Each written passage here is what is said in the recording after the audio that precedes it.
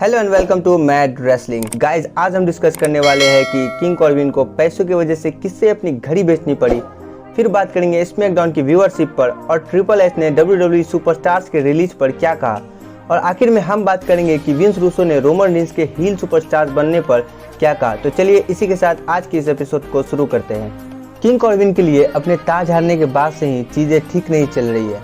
दरअसल स्मैकडाउन में Baron Corbin और अपोलो क्रूज एक मैच में बिग ई और शिंसुके नाकामुरा से लड़ रहे थे। इस मैच के दौरान कुछ लोग उनकी जीप ले जाने लगे, जिसकी वजह से बैरन कॉर्बिन का ध्यान भटक गया और वो मैच को हार गए। स्मैकडाउन में कुछ समय बाद ये पता चला कि बैरन कॉर्बिन अपनी कार की पेमेंट नहीं कर पाए थे, जिसकी वजह से ही कार वापस ले ली गई थी। पैसों की कमी की वजह से ही बैरन कॉर्बिन अपनी घड़ी को डॉल्फ डीलर से बेचने की कोशिश करने लगे। घड़ी की रियल प्राइस $40,000 की जगह वो सिर्फ $35,000 मांग रहे थे और डॉल्फ डीलर उन्हें कैश में सिर्फ $10,000 देना चाहते थे। कॉर्बिन ने बताया कि कार उनकी वाइफ की है और वो उसे वापस लाना चाहते हैं। ये एक तरह से कॉर्बिन के कैरेक्टर का इंसल्ट ही है, क्योंकि एक अच्छे हील कैरेक्टर के बाद अब वो ऐसे फनी कैरेक्टर का हिस्सा बन गए हैं। क्रिएटिव तौर पर कॉर्बिन के लिए कुछ सही नहीं लग रहा है और ये देखना होगा कि क्या कंपनी उन्हें अच्छे कैरेक्टर का रोल देगी या फिर चीज़ें ऐसे ही बिगड़ती रहेगी। अब हम बात करते हैं स्मैकडाउन की व्यूअरशिप पर। इस हफ्ते स्मैकडाउन को 1.741 व्यूअरशिप मिले हैं, जो कि पिछले हफ्ते के मुताबिक काफ़ी कम है। हालांकि पिछले हफ्ते भी स्मैकडाउन की रेटिंग कुछ खास नहीं थी। पिछले हफ्ते में स्मैकडाउन की व्यूअरशिप 1.859 मिलियन थी, जो कि 2 मिलियन से काफ़ी कम है। स्मैकडाउन के पहले घंटे में 1.699 मिलियन व्यूअरशिप देखने को मिले, तो दूसरे घंटे में ये थोड़ा बढ़कर 1.782 मिलियन व्यूअरशिप हो गए। पिछले हफ्ते के मुकाबले स्मैकडाउन की व्यूअरशिप में 6.3% की गिरावट देखने को मिली है, जो कि स्मैकडाउन की साल 2021 में सबसे खराब व्यूअरशिप हो सकती है। अब हम बात करते हैं कि WWE में अब तक बेकी लिंच की वापसी क्यों नहीं हो पाई है। बेकी लिंच रेसलमेनिया 37 में वापसी करने वाली थी और WWE के पास बेकी लिंच के वापसी के लेकर एक तगड़ा प्लान भी था, लेकिन बाद में इस प्लान को कैंसिल कर दिया गया, क्योंकि शायद WWE बेकी लिंच के वापसी में कोई जल्दबाजी नहीं करना चाहती थी। WWE बेकी लिंच की वापसी कराने से पहले उनके साथ एक नया कॉन्ट्रैक्ट साइन करना चाहता था। यही वजह है कि बेकी लिंच अभी तक हमें इन रिंग परफॉर्म करते नजर नहीं आई है।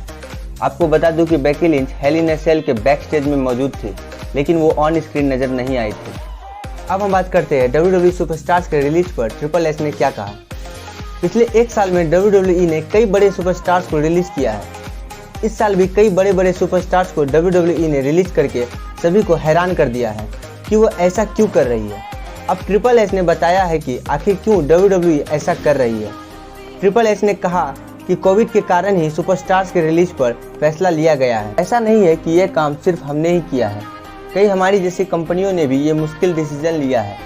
हम किसी से अलग नहीं है, हम जो करते हैं उसका ये हिस्सा है और आगे भी ये चीज़ हमेशा होती रहेगी। सभी कंपनियों ने ऐसा फैसला लिया है, ये बिजनेस का हिस्सा है और आगे भी रहेगा। ट्रिपल एच ने यह भी कहा कि कंपनी को पिछले एक साल में बहुत नुकसान हुआ है। WWE ने अब तक 2 दर्जन से ज़्यादा सुपरस्टार्स को रिलीज कर दिया है और इस लिस्ट में Samoa Joe, Braun Strowman, Aleister Black जैसे बड़े सुपरस्टार्स के नाम भी शामिल है। हालांकि हाल ही में समोआ जो और जेलिना वेगा की WWE में वापसी हो गई है।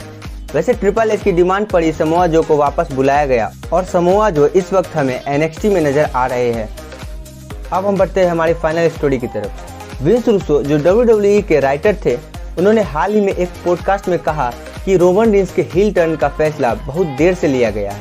विंस रूसो के मुताबिक रोमन रेंस के हील कैरेक्टर को 2015 के रॉयल रंबल इवेंट के बाद ही सबके बीच लाना चाहिए था, क्योंकि मेंस रॉयल रंबल मैच के बाद रोमन रेंस को काफी बुरी तरह से फैंस की नाराजगी का सामना करना पड़ा था। रॉयल रंबल मैच जीतने के बाद भी फैंस उनसे नाराज थे और विंस रूसो का मानना है कि हील टर्न के लिए ये एक सही समय था। विंस रूसो के मुताबिक ये हील टर्न 2015 के रॉयल रंबल के बाद होता तो माहौल ही कुछ और होता। जिस समय विंस रूसो WWE के राइटर थे, उस समय में WWE की कुछ और ही बात थी। वो टाइम था जब WWE देखने का मजा ही कुछ और था। खैर, रोमन रेंस अपना हील कैरेक्टर काफी अच्छी तरह से निभा रहे हैं और फैंस के बीच उनका क्रेज कुछ अलग ही पैमाने पर है। गाइज, अगर वीडियो आपको पसंद आया हो तो प्लीज वीडियो को लाइक, शेयर एंड सब्सक्राइब जरूर करें, ताकि WWE से जुड़े ऐसे ही लेटेस्ट न्यूज एंड रूमर्स आपको मिलते रहे।